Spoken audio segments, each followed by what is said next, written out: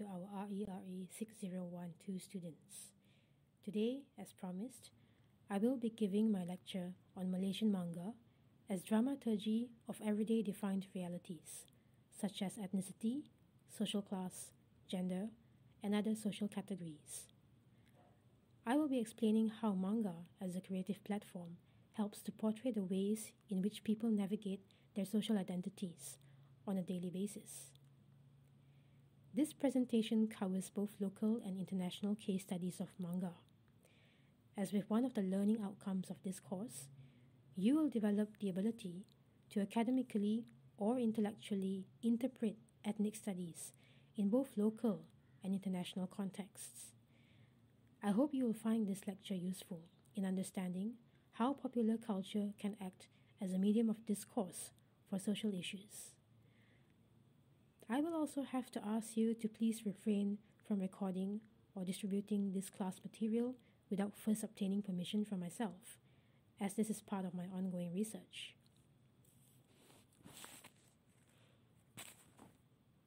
So let us begin by first defining what manga is all about. As you may have seen, there are several types of popular comics that are often displayed in bookstores. You might have seen your friends reading them. You might also have seen adaptations of these books or graphic novels into the animated form, which is called anime. Over here in my first slide, you can see some examples of what I call manga. For example, in this collage of images, in the top left, that is Sailor Moon. And then there is Naruto, and then Doraemon, and then there's another one called Moriarty the Patriot on the lower right, and finally our own Malaysian content, Kepahitan Tersembunyi. So these are basically examples of a certain type of graphic novel that derives its style from Japanese comics, or what we call manga. So what is a manga made up of? What is the anatomy of a manga? Now, manga has several characteristics, some of which make it so appealing. The appeal of manga lies in its sheer variety of genres, according to Brenner, 2007. Just like with novels, movies, music, and television programs, manga is not made up of only one type of genre, but plenty of genres. Although for the purpose of this discussion, we will only pick a few. And also in the way manga is published. Like most comics that you find in newspapers, whether local or international, they tend to be serialized. So manga usually appears as serials or installments in Japanese magazines such as Shonen Jump, where it might come out weekly or monthly, and you get to see the continuation of your favorite story. And it's usually published concurrently with many other stories at the same time. So when this particular manga serial gets completed, when the storyline is completed, that is enough material to produce into, let's say, one volume of a book, then it gets published as a book under certain manga publishers. And then you have the manga as you know it, which is sold in bookstores, where you might have, let's say, a 12-volume manga, and there are 12 books each. So this basically gets started out as serials, and then it's compiled into volumes. So the thing with manga is that you might see it as a very serious story. You might see the characters in dangerous situations, always looking grim. But what makes manga different from other types of comics is that the authors tend to include what they call side stories of the characters. In other words, these are more light-hearted spin-offs of other possible events in the character's life that we don't see in the main story. So they give us a little bit more insight into what the characters do on their off days, so to speak. And sometimes the authors even include biographical details of themselves. So if this were an anime adaptation, these side stories would be known as omake, and sometimes they present these drawings which what fans call SD or super deformed, in which they chibify or make micro versions of the characters into very cute style drawings. And it's meant to actually appeal to the audience to get to know the characters better in an informal way. So to continue from there, the common characteristics of Japanese manga are as follows. They tend to include unique contemporaneous sensibilities, narrative approaches, and drawing style, according to Gunn 2011. So manga tends to be a little different from other types of comics, especially American comics, because they have this narrative approach which tends to focus on close-ups of the characters' emotions. And they also have a particular drawing style that, without telling too much, it suggests hints and glimpses of what goes on in the character's mind. They are more towards the concept of show and don't tell. And so they're very good at capturing these kind of emotional nuances.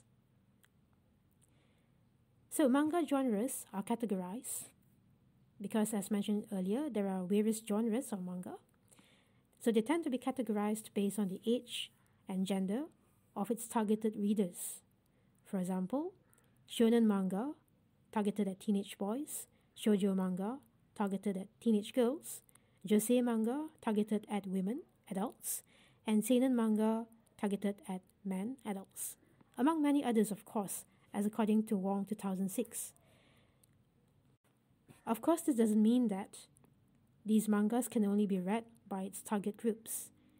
It's just a way of categorizing according to marketing interests. And of course, anyone's free to read any type of manga in any given category.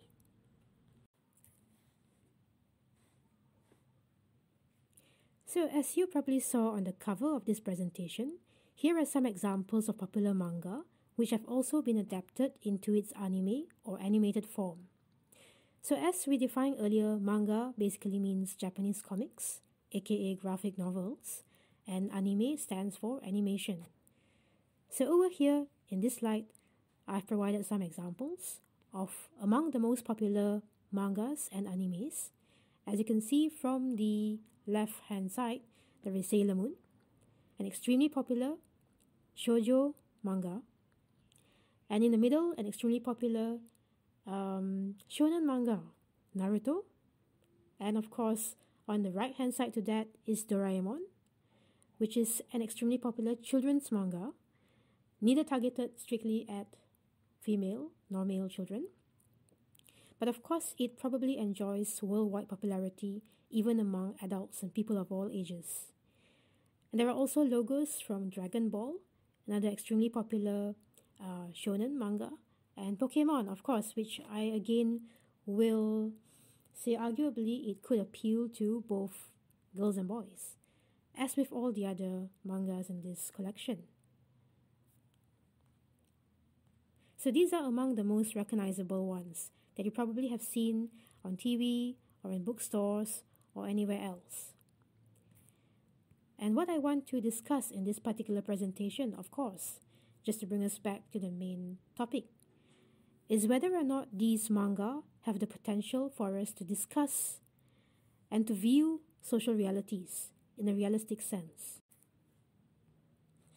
There are, of course, really popular manga which tends to contain fantasy-based elements. As mentioned, the examples are Sailor Moon, Doraemon, Dragon Ball, etc.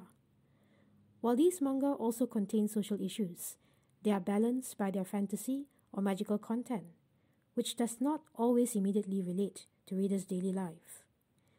While these manga also have the power to increase our awareness of current affairs or general knowledge, such as how Sailor Moon contains information about planetary systems, which is how all the sailors derive their names from, which could become a good educational stimulus for its young readers.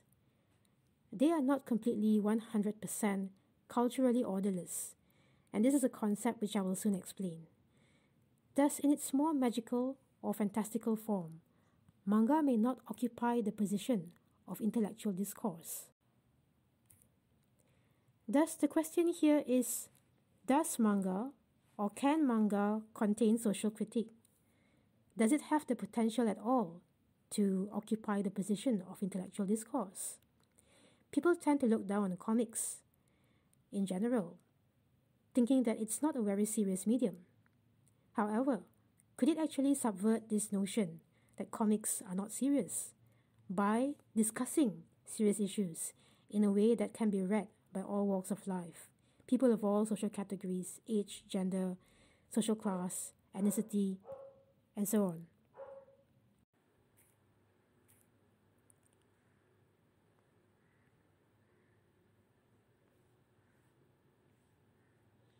So, what you have here is a sort of debate between the large figures within manga, that is to say, the original creators, from when manga was arguably first started. It's not really a debate per se, but it's more of a collection of opinions on what these important and larger-than-life figures in the world of anime and manga think about whether manga really has the potential for social critique.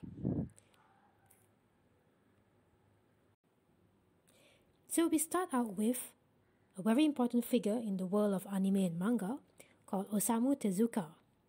Now, Tezuka was the creator of Astro Boy, which is a very famous landmark manga which was then later adapted into anime, and was one of the first, arguably, social critique-based manga, which is really what Tezuka thought about the potential of technology. Astro Boy is a story of a little robot boy. In a way, like the story of Pinocchio, he was created by a scientist who was specializing in robotics, and this manga was actually based in the 1950s. So it's one of the first manga ever. And even then, Tezuka imagined that this character that he portrayed, a scientist who lost his own son in an accident, created a robot, just like what you have today with androids and with all these AI and also Internet of Things. This was a robot that was capable of replacing a human, but not entirely, because this robot also had some very interesting superpowers. He could launch rockets from his feet, from his hands and everything. So because of his extreme superpowers, he couldn't blend in as a human, as a normal person in society, even though he looked very much like the scientist's dead son. Besides Astro Boy, Tezuka also was the author of many other social critique-based manga that explored and examined various aspects of post-war Japanese society. They were not all about robots, there were also those about regular human beings, about children, about adults, and also those set in fantasy worlds. Hence, you can see how Tezuka might have come to the conclusion that yes, in fact, manga did have the potential to examine darker issues, especially in post-war Japan, when society had to rehabilitate itself to both embrace new norms and also the progress that is promised by technology, and also the problems they had fitting into these new norms. In turn, Tezuka's work inspired Fujio F. Fujiko, who is the creator of Doraemon.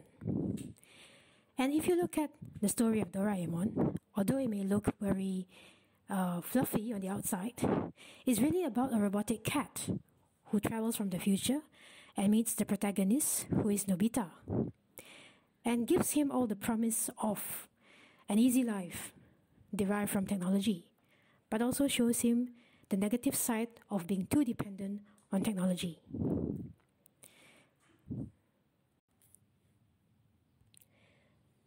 Following on from that, we also have the famous artists Hayao Miyazaki and Studio Ghibli, who is responsible for such classics as Spirited Away and also a variety of others, going all the way back to a few decades ago. And Miyazaki doesn't consider the animations that he and his Studio Ghibli have done as anime in the commercial sense. Because despite being the author of such classics, Miyazaki considers himself as using manga or anime as a platform to depict and to help audiences discover new social critique based on realities. It's purely an art platform rather than just a commercial practice or a product to be marketed. Of course, because of the large fandom that's developed around Studio Ghibli's artworks, they of course have developed merchandise, such as in the case of Totoro, or rather My Neighbor Totoro, which is actually about these two children who followed their father to move into the rural area, and they've encountered all these spirits in the forest who help them discover themselves as teenagers and to also cope with the death of a parent. So because of the cute image of these spirits or spiritual beings, you can't help but have a fandom develop around it that also eventually develops merchandise. In addition to this, you also have several classic manga or anime, such as The Rose of Versailles, all the way to Revolutionary Girl Utena, and maybe even Sailor Moon to some extent, which discuss gender politics, because you have main characters who are gender benders, or rather girls disguising themselves as guys in order to take on a rather male-centric role, such as becoming a prince or an upstanding hero to save the lives and the interests of those who are powerless. So you always see in Disney films, for example, the princes are always depicted as the heroes who have to rescue the princesses who are depicted as damsels in distress. So what Rose of Versailles, Revolutionary Girl Utena, and to some extent some characters in Sailor Moon are doing in terms of this is to subvert this traditional gender stereotype by showing characters who are female practicing this role, which is usually assigned to males. And so these characters are not depicted only as beautiful or conforming to feminine stereotypes, but embracing very typically male instrumental roles. However, a question that remains is, can commercial manga ever truly have social critique? Because if one were to say that only manga or anime that serve as art platforms possess such a thing as social critique, then can commercial manga also possess such a thing? Because according to scholars like Burnt, commercial manga lack social critique. And commercial, of course, usually panders to audiences' tastes in terms of having something that's cute, fantasy-based, and not necessarily realistic. At any rate, the social context in which we are locating this discussion is where the consumption of Japanese anime and manga among Malaysian readers has increased, especially in the past decade, also fueled by the rise of ACG or anime, cosplay, and games, and its associated conventions, which have also increased in volume up to this current coronavirus pandemic. However, the issue here is that manga has also been described by Iwabuchi as being culturally orderless. So what does culturally orderless mean? Culturally orderless means having characters or plots or settings that does not seem to be based in any particular social reality. For example, if we were to look at some of these commercial manga, for example, those that I've mentioned in the cover slide and also several slides before, you will see that these mangas have storylines that are based supposedly in Asia, particularly in Japan. And they're based in so-called Japanese social contexts, but you have characters who appear to have blonde hair, blue eyes, having Japanese names, and are able to transform into a very Amazonian or even Aryan appearing type of warrior or goddess in some foreign type of mythology. So it's like an amalgam of different social backgrounds or different cultural backgrounds meshed together to form a certain type of character. So the issue with having culturally orderless characters or plots is that the readers, although they may be entertained, they may find it impossible to relate these characters to any particular realistic social background, and therefore they may see it as pure fantasy and not being able to really solve their daily problems of everyday defined realities. So the main question to be asked in this discourse is, can there ever or has there been purely sociological manga or anime? Now, to answer this question, I would like to be fair to the existing anime or manga that's already out there, especially Japanese manga, which have been adapted into Japanese anime. So to be fair, there is an example of what could qualify as a sociological manga or anime that's actually currently still a work in progress. It has got several volumes out. It's originally serialized and several volumes have been published, although it's still ongoing. And it also is currently screening as an anime series on a YouTube channel, which has got the license to screen these anime legally. This particular manga and anime is called Yukoku no Moriarty, or Moriarty the Patriot. And it started being published since 2016.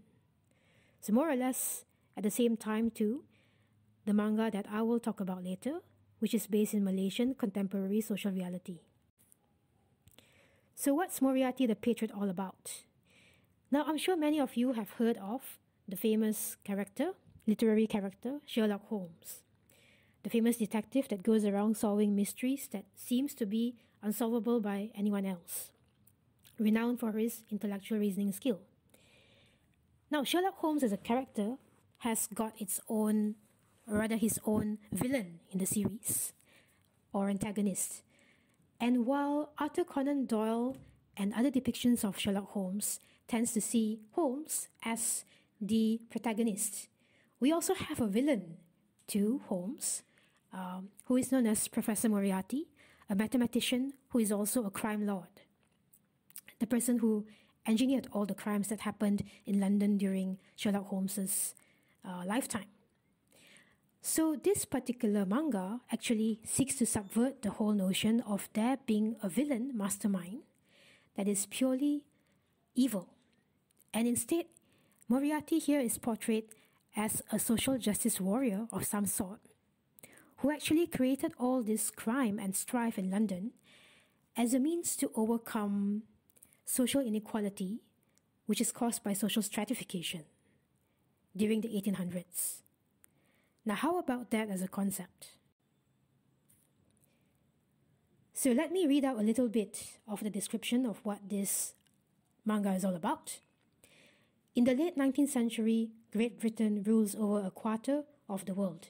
Nobles sit in their fancy homes in comfort and luxury, while the working class slaves away at their jobs. This description is taken from Wiz.com, which is the official seller of the Moriarty the Patriot manga at the moment. So this is taken from their website. Now, from this description alone, you can find probably several sociological keywords talking about social inequality.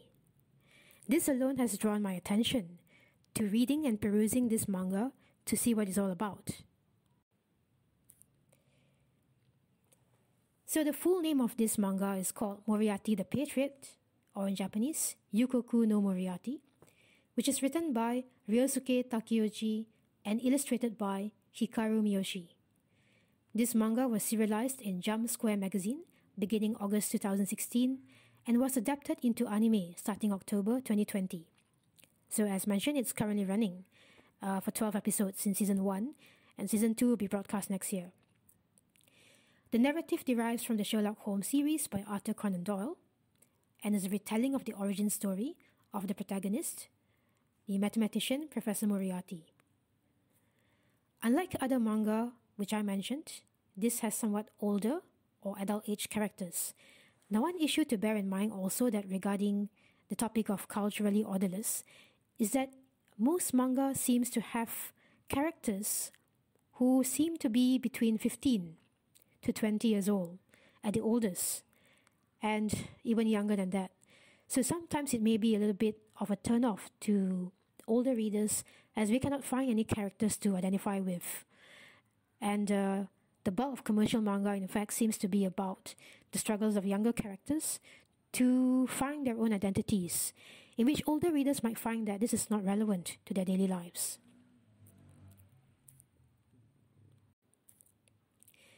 So this can be seen as a creative medium of broadcasting social critique. Using a sociological analysis of inequality, this manga focuses on social class from a very Marxian perspective, as we can see with the keywords in its description. However, I have to also say that it has a somewhat violent theme, and therefore readers should read critically and hopefully be above 18 years of age.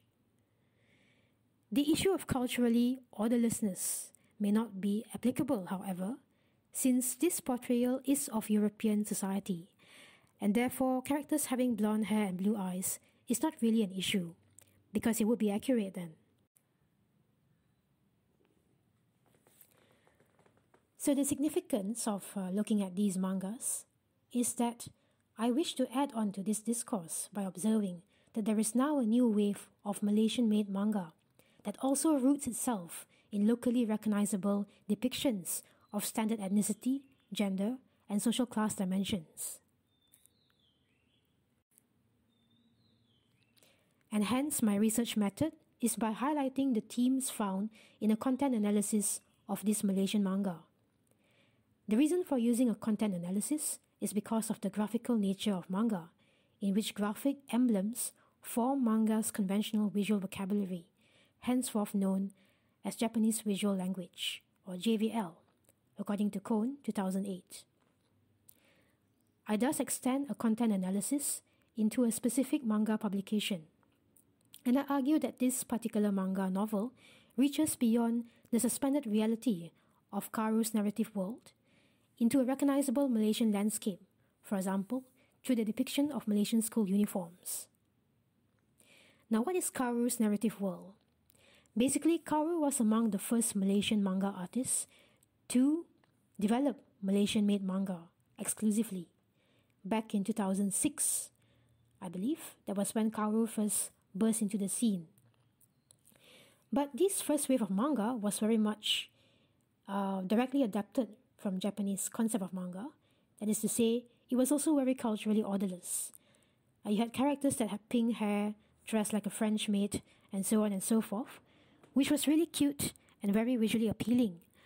But perhaps that was because it was the early stages of Malaysian-made manga, and the reason for having such characters and settings was to test the market as to whether there would be any demand among Malaysian consumers.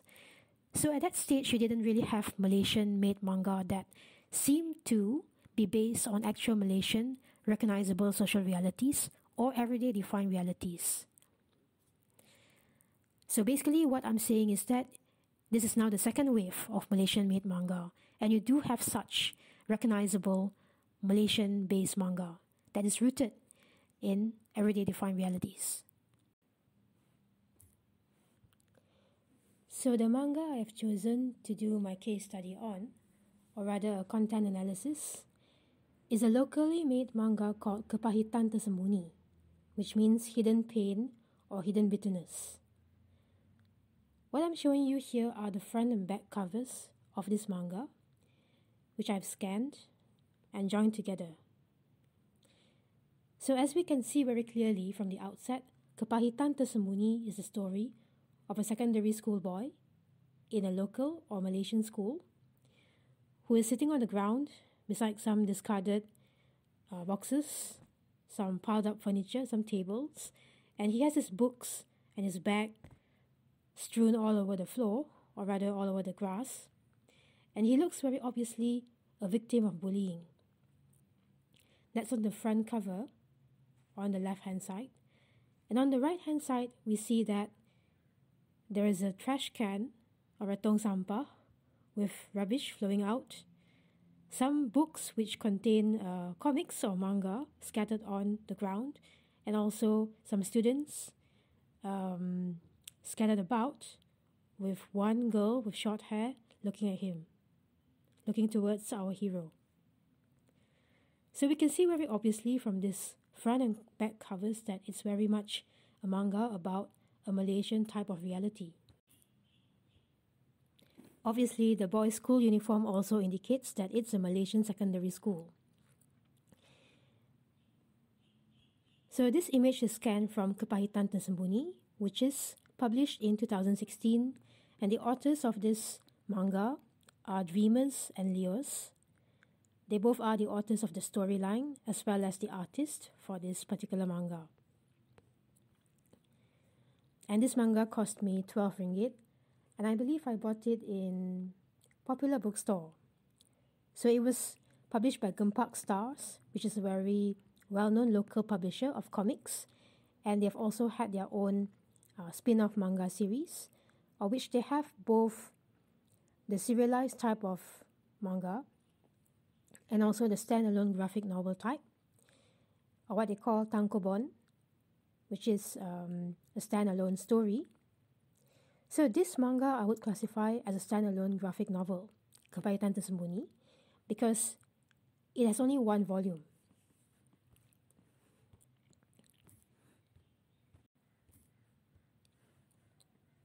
So upon reading this manga, I was able to find several themes that relate to social categories, such as ethnicity, social class, family and relationships, gender, power, moral values, and even Japaneseness. I will now outline one by one how these themes exist in this particular manga, and why I therefore say, based on these findings, that this particular manga is able to cover the issue of social realities from a serious point of view, and is thus able to function as a platform for the readers to understand and to do something about their everyday defined realities.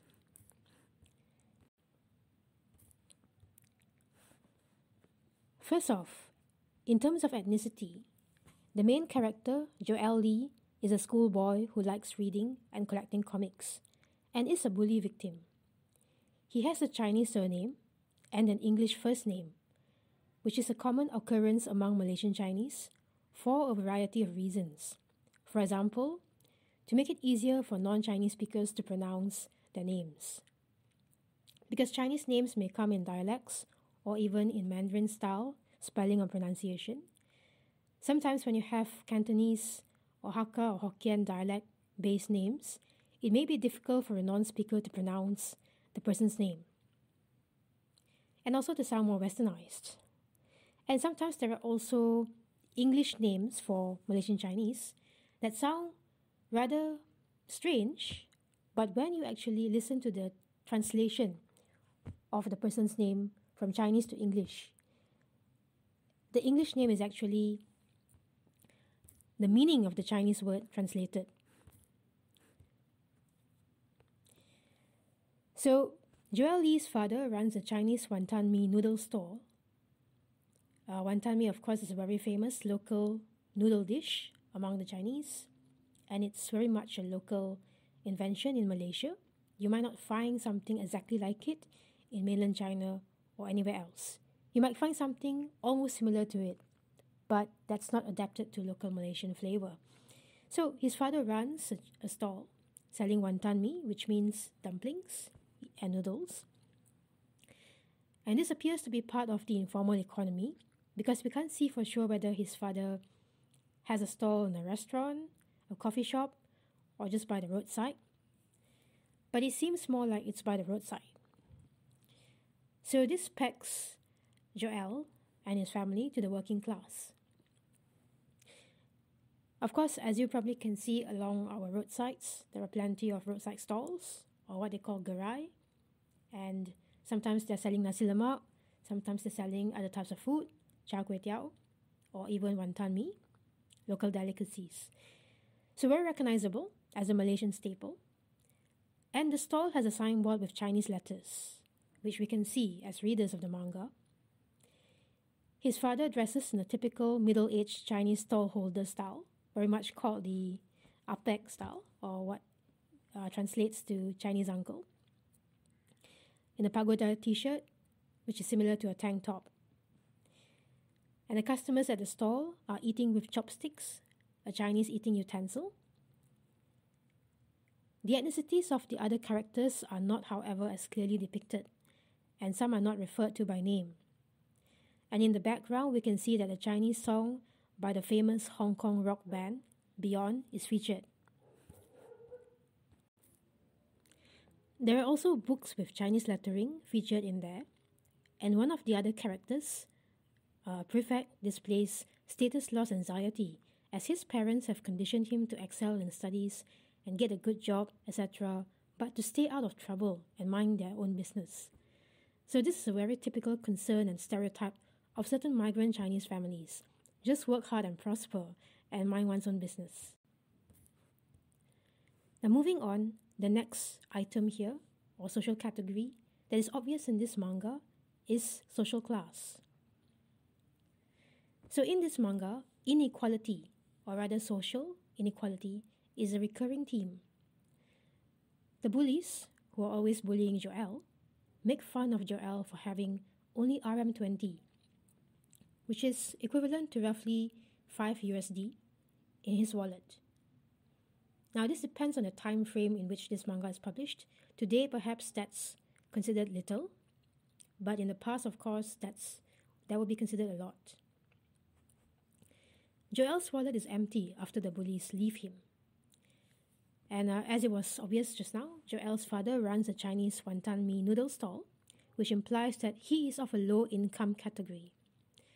We also get to see a glimpse of Joel's home, which is small and rather shabby and has only the bare necessities.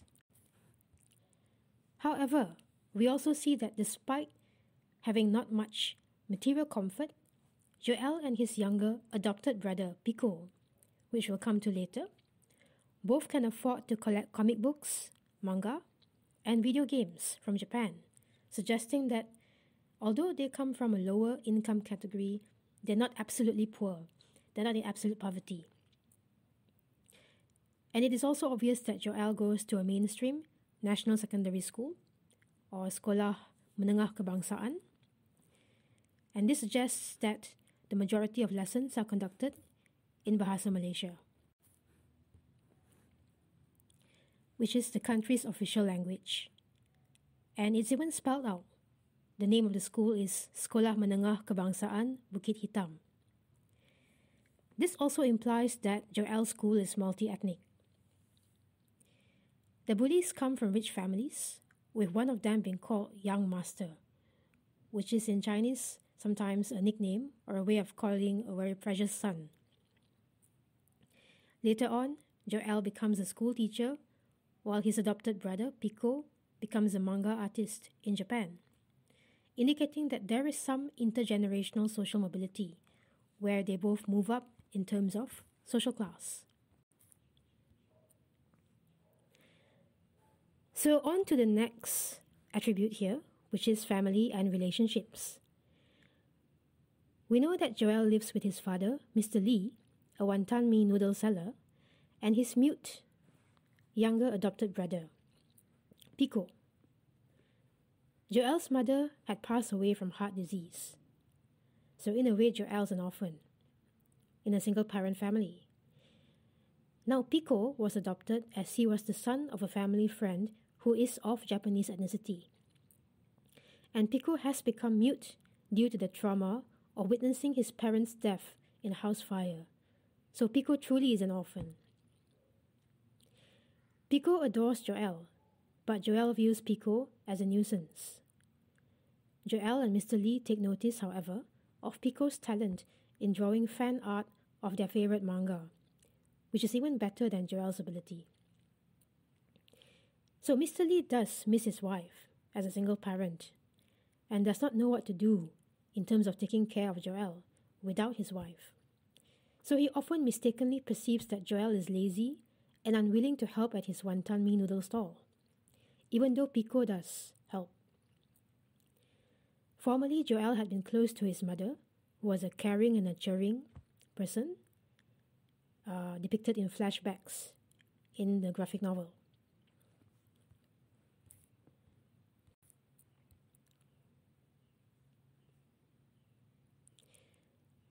So meanwhile, Joel is also facing his own demons, since he is bullied frequently, It seems to be almost on a daily basis. He's the bully's favorite target. And so he takes out his frustration by playing video games all the time and by being unfriendly and harsh to Pico. But Mr. Lee does not understand the reason behind Joel's grumpy behavior and often scolds his son. Later on, aggravated by news of Joel beating up the bullies in return, Mr. Lee ends up hospitalized because of a stroke. In the meantime, Joel is grappling with the idea of survival of the fittest as a way to overcome his problem with the bullies. So there is a temporary change in his personality by attacking the bullies in return. When Joel is bullied, Wendy, his schoolmate, the girl in the short hair that was depicted looking at him on the back cover of the book, always comes to his rescue, and they even date for a while. Now, coming to Wendy, we also have the issue of gender, because Wendy is actually depicted as Joel's savior. Therefore, instead of being a typical damsel in distress, which we often find in some types of manga or anime, in which the characters are portrayed as very stereotypically feminine and in need of a prince to rescue them, this is quite different because while Joel is facing his own demons, being bullied every day, Wendy, who is depicted as a girl with short hair and a very promising student who dares to stand up to authority, actually comes to his rescue. And Joel eventually develops feelings for Wendy as well. So unlike stereotypical representations of damsels in distress, the main female character, Wendy, who is also Joel's love interest, is portrayed as his savior. She is the one who champions his cause when he feels let down by the authority figures in his life, which are his father, the school prefects, and even the school teacher. Wendy is brave enough to stand up to the bullies, and later to Joel himself when he starts bullying others as a result of being a victim. Wendy wears a girl's uniform but is depicted as having short, androgynous hair, which she still keeps when she is an adult. She outs the bullies to the teacher, who at first does not believe her, as the bullies turn out to be star students themselves, star student athletes. Wendy is the voice of moral concern when Joel later changes into a bully himself. She later gives a speech in school against bullying, earning admiration from students and teachers. In the end of the manga, Joel and Wendy are still friends, though not a couple. She is described as having a career as a public relations manager. Aside from Wendy, other characters appear to be gender role conforming. Boys tend to act tough, fathers or male teachers tend to be strict, mothers tend to be portrayed as being caring, with the issue of hegemonic masculinity seeming to also be a main theme. Next up is the issue of power. Joel, the main character, is a bully victim, and the power dynamic is as such.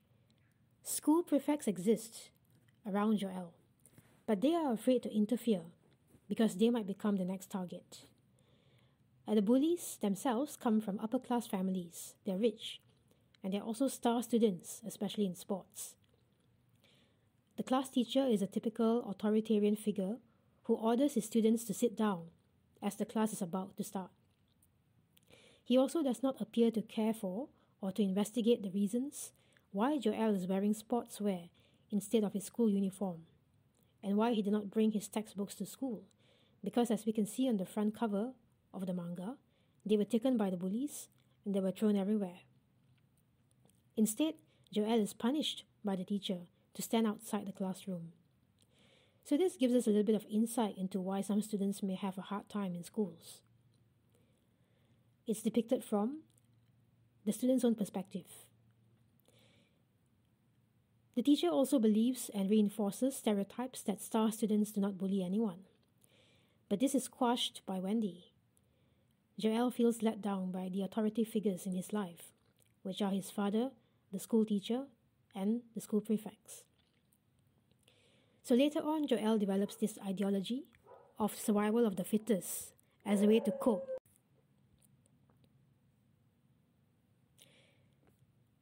When the bullies get too extreme, he is unable to take it anymore and snaps. he brings a baseball bat to school and beats them up. So he believed at this point that to survive, he has got to be the fittest person. A very Darwinian ideology. He then gains a newfound status because then the bullies start to fear him and everyone else starts to respect him. So later on, to avoid ever being bullied again, Joel starts bullying others instead in order to become the fittest. However, Wendy speaks up and also starts to shun him. And several incidents happen in which Joel realizes that he's on the wrong side. So in the end, after Joel is redeemed and he becomes a school teacher, he is shown as protecting his students in the future by confronting their bullies.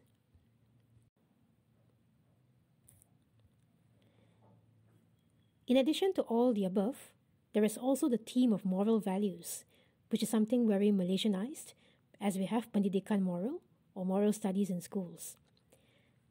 And while moral studies in schools tend to be passed down through textbooks, over here it is done in a way that's both informative and also entertaining.